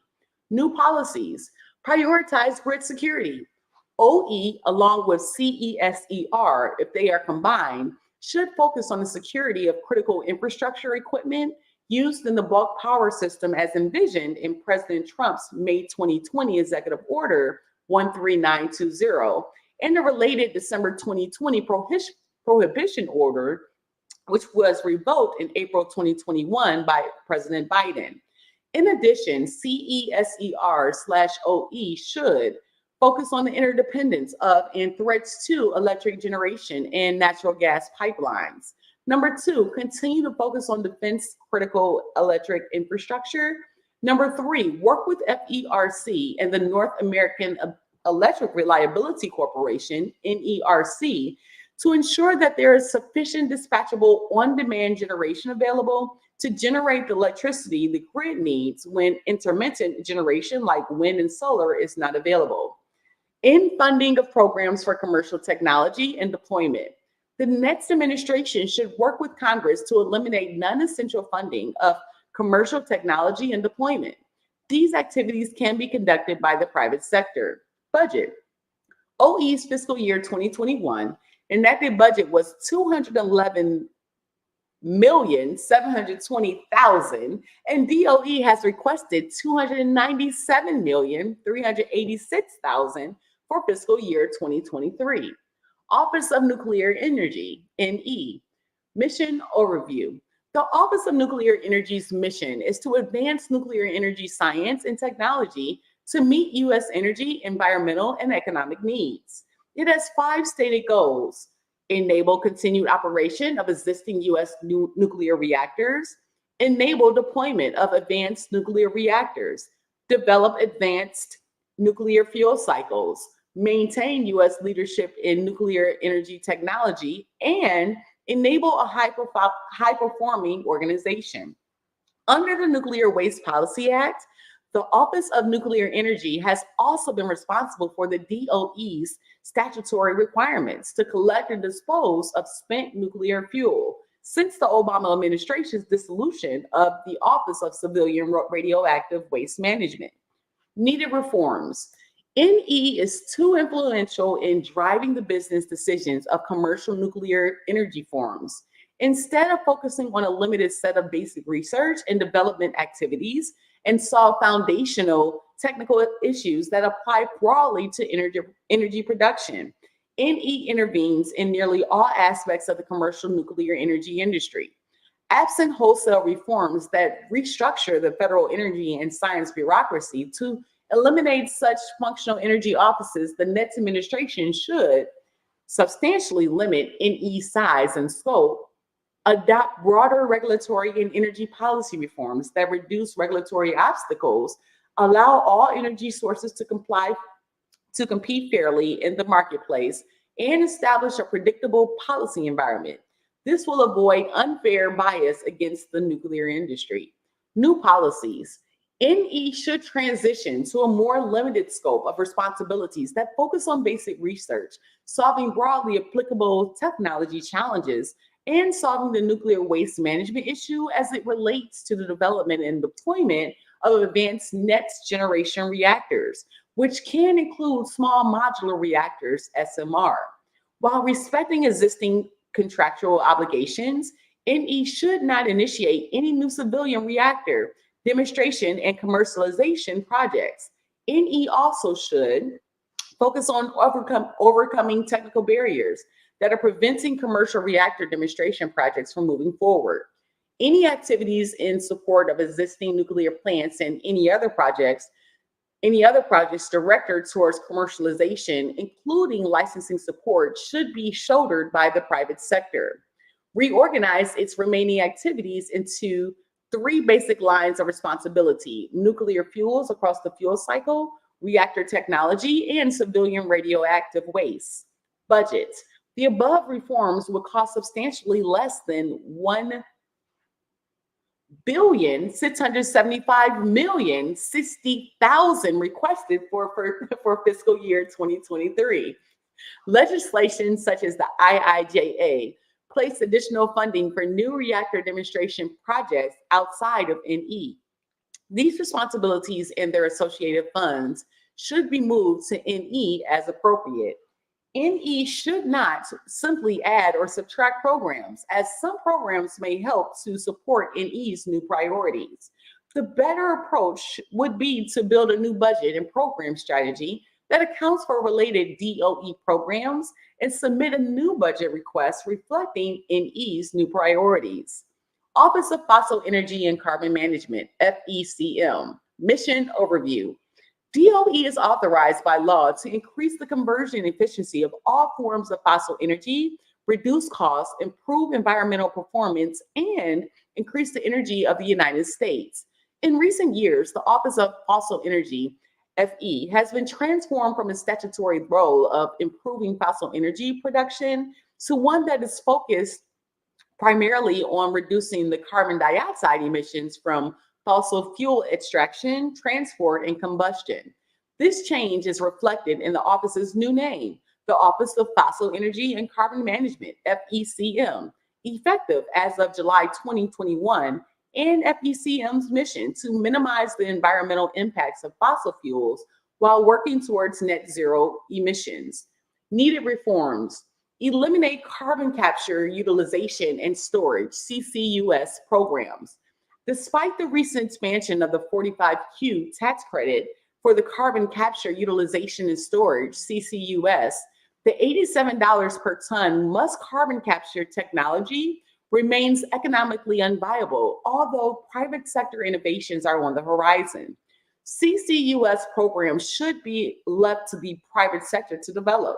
If the office continues any CCUS research, that research should be focused more on innovative utilization. Pursue the processing of critical minerals. Development of domestic critical material sources is important for national security, as the vast majority of critical materials are mined or processed, or both, in Russia and China. The processing of critical materials from fossil fuel waste products, primarily coal, has shown some potential, and in view our vast domestic reserves of coal and abundant waste from coal mining and combustion should be pursued. New policies: eliminate FECM. The new administration should work with Congress to eliminate all of DOE's applied energy programs, including those in FECM, with the possible exception of those that are related to basic science for new energy technology.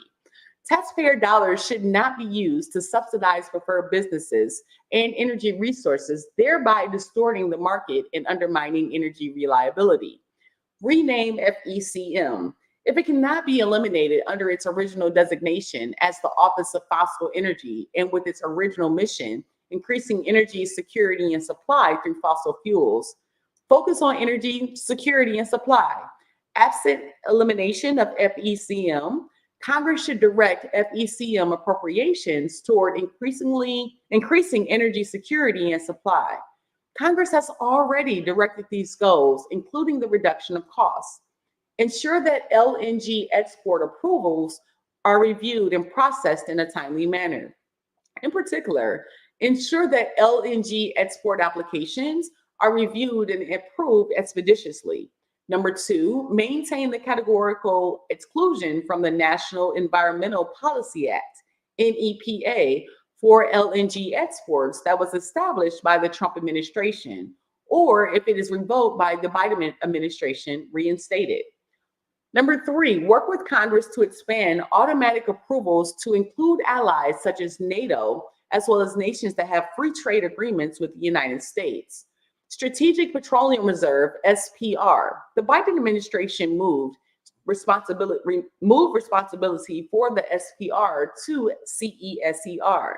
Regardless of where the responsibility lies, The new DESAS should ensure that the SPR is maintained for national strategic purposes and not misused for political gain. Budgets. The fiscal year 2023 budget request for FECM was approximately $893.2 million. FECM's requested appropriation can be compared to more than $4 billion requested for the Office of Energy Efficiency and Renewable Energy. Disparity in funding demonstrates how DOE's research activities and substantial portions of its organizational structure are now focused entirely on the reduction of CO2 emissions, carbon dioxide emissions, rather than energy access or energy security. Office of Energy Efficiency and Renewable Energy, EERE. Mission overview. The mission of Energy Efficiency and Renewable Energy traces its roots to the Energy Policy and Conservation Act of 1975, but most of the programs today are rooted in the Energy Policy Act of 2005. Under the Biden administration, EERE's mission is to accelerate the research, development, demonstration, and deployment of technologies and solutions to equitably transition America to net zero greenhouse gas GHG emissions economy-wide by no later than 2050 and ensure that the clean energy economy benefits all Americans. The office is made up of three pillars: energy efficiency, renewable energy, and sustainable transportation. Needed reforms. In the focus on climate change and green subsidies. Under the Biden administration, EERE is a conduit for taxpayer dollars to fund progressive policies, including decarbonization of the economy and renewable resources. EERE has focused on reducing carbon dioxide emissions to the exclusion of other statutorily defined requirements, such as energy security and costs. For example, EERE's five programmatic priorities during the Biden administration are all focused on decarbonization of the electricity sector, the industrial sector, transportation, buildings, and the agricultural sector. Eliminate energy efficiency standards for appliances.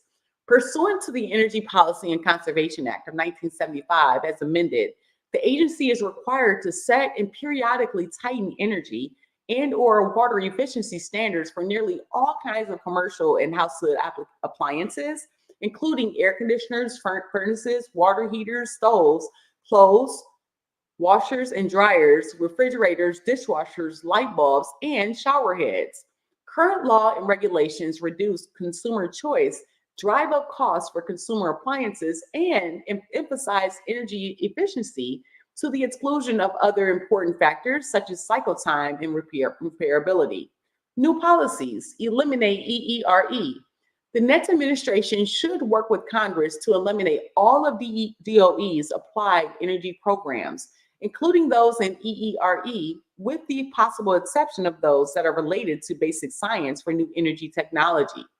Taxpayer dollars should not be used to subsidize preferred businesses and energy resources, thereby distorting the market and undermining energy reliability. Reduce EERE funding. If EERE cannot be eliminated, then the administration should engage with Congress and the House and Senate Appropriations Committees on EERE's budget. EERE's budget was around $1.5 billion a year when the advances were made that led to dramatic cost decreases in wind, solar, and battery technology. In recent years, Congress has appropriated many billions of dollars in excess of EERE's normal budget. DOE requested more than $4 billion for fiscal year 2023. It should rescind these excess monies so that DOE is not required to spend them. If funding cannot be reduced, then it should be reallocated to more fundamental research and less towards commercialization and deployment. Focus on fundamental science and research. If EERE cannot be eliminated, then the administration should focus on broader and more fundamental energy research. Consistent with law, the Biden administration is too focused on deploying technologies instead of relying on the private sector. Moreover, under the Biden administration, EERE is too focused on decarbonization and not at all on the cost of energy. Eliminate energy efficiency standards for appliances. The next administration should work with Congress to modify or repeal the law mandating energy efficiency standards. Before or in lieu of repealing the law, there are steps the agency can take to refocus on the consumer by giving full force to the provisions already in the law that serve to limit regulatory overreach and protect against excessive stringent standards. For example, the Trump DOE prioritized the relatively few appliance regulations that were likely to save consumers the most energy and refrain from those whose modest benefits are unlikely to justify the cost. It also took steps to ensure that any new standards do not compromise product quality or eliminate any features. These and other consumer protections are in the statute but have often been ignored. Budget. EERE was funded at slightly more than $2.8 billion in fiscal year 2021, and DOE requested slightly more than $4 billion for fiscal year 2023. Congress needs to rescind the appropriated monies that EERE has not spent and begin fresh with new appropriations. Grid Deployment Office, GDO. Mission overview. The Grid Deployment Office was established to implement parts of the Infrastructure Investment and Jobs Act. Pursuant to the IIJA, GDO administers funds appropriated by Congress to support transmission expansion and low-zero carbon resources. In addition, GDO is developing studies of the electric grid to address congestion, enhance reliability and resilience, and promote clean energy. Needed reforms. In grid planning and focus instead on reliability.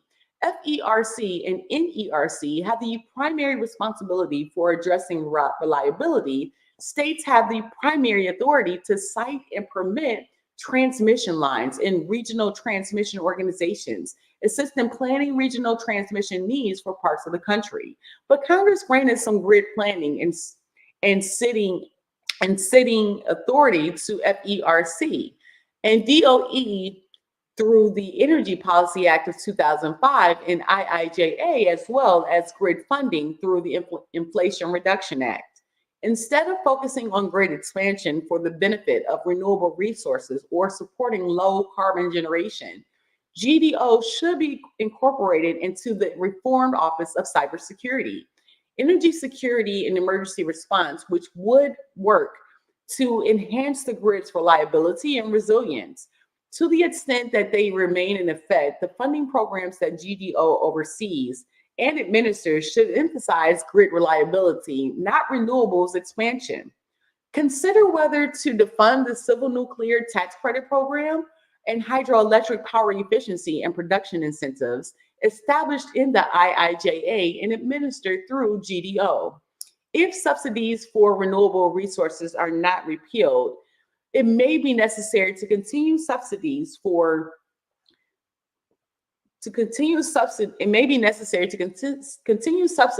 nuclear and hydro to ensure grid reliability. New policies. Eliminate GDO and assign necessary activities to the reformed CESER. It appears that GDO's current purpose is to promote the integration of low-zero carbon resources onto the grid by supporting subsidies for such resources and building new transmission facilities at a cost that poses a barrier to renewable generation expansion. However, some of the grants that is administered under the IIJA appears to be under the IIJA, lost my place. In DOE GDO's role in grid planning for the benefit of renewable developers. Oh, no, there I was. Okay. However, some of the grants that it administers under the IIJA appear to be properly focused on enhancing the reliability and security of the security grid. They should be reassigned to the reformed and expanded CESER. In DOE GDO's role in grid planning for the benefit of renewable developers. Under the Energy Policy Act of 2005 and IIJA, DOE is to perform grid congestion studies and has authority to identify national interest electric transmission corridors, NIETC. Under the Biden administration, GDO is working on a national transmission planning study and is administering $2.5 billion to support nationally significant transmission lines, increase resilience by connecting regions of the country,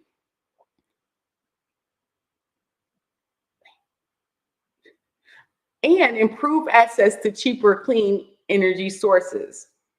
Defund most GDO programs.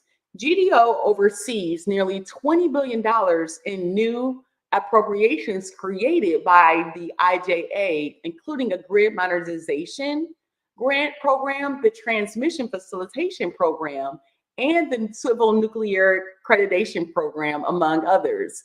Congress should rescind my money not already spent. Budget. Congress appropriated $10 million for GDO in fiscal year 2021, and DOE has requested $90.2 million for fiscal year 2023. So we are going to pause there. We are on page 414 out of 922. Let me give you the percentage. 414 out of 922. We are over the 400 mark. Woo! 44.9% done. And so we are going to jump in quickly and see Coco Gauff and E. Navarro, round of 16 on center courts. Emma Navarro and Coco Gauff are currently going to take advantage of getting on the court of Wimbledon. And Adriane Mayes, AI genius, Enika Gaines of CCC Because We Care Foundation, celebrating 15 years in the community on September 11th, 2024, will be at one point in front of Coco Gauff to shake her hand, to do say amazing job in regards to the tennis game and following in the steps of Serena Williams and Venus Williams and just all of the stars, like so many different top tennis stars popped in my head when I started saying names. So I'm going to stop. So, but what I am going to say is that you are amazing, Coco Gauff. And we're going to take a break there. So let me let you all know where we are again. So again, we are on, make sure that, so we can come back from our break, that we'll be all here together. So we're taking a short break here, and we are right now, we will pick up at the Office of Clean Energy Demonstration, OCED.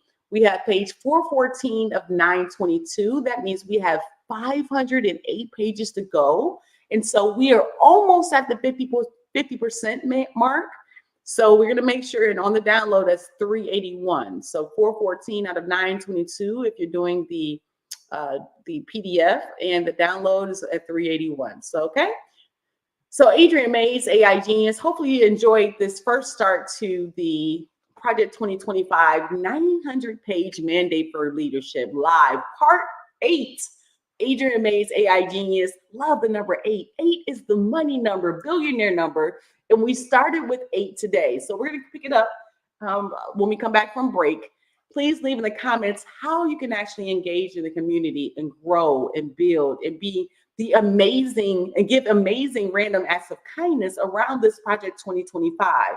Help the elderly that may not be able to read all of this document. And what I'm going to do as a random acts of kindness part 2 is break this down and put this onto a YouTube into 60-second segments, random acts of kindness 2024. And then that way people can find this information, hear the information. Most people aren't going to read it. And so the great thing is, before you go out and take your opinions and have all your comments, you have somewhere you can come at Adriane Mayes that you'll be able to listen to it all and make your own decision. And I am going to show the sales conversion strategy of creating a opt-in, creating a thank you page, a sales page, a upsell, and then the follow-up with your text message and email, as well as your voicemails that can be done with a program called Go High Level Automation. So that way you'll be able to see the process right before your eyes, okay? So building random acts of kindness globally around the world, and this bespoke billionaire in the making, Adriane Mayes, wanted to provide something as, again, the Michigan illiteracy rate is one of the highest in the nation, let alone in Detroit. What up, though? It's 49%. So therefore, most people won't be able to read this information.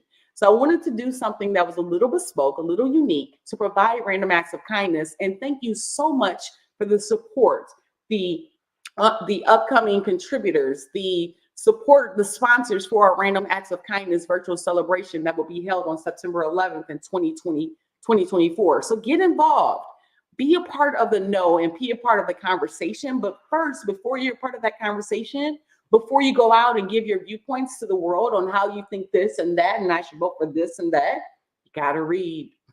It might stink sometimes, but you gotta put in the work in order to get to the other side. Get to the other side of hard. Just keep going.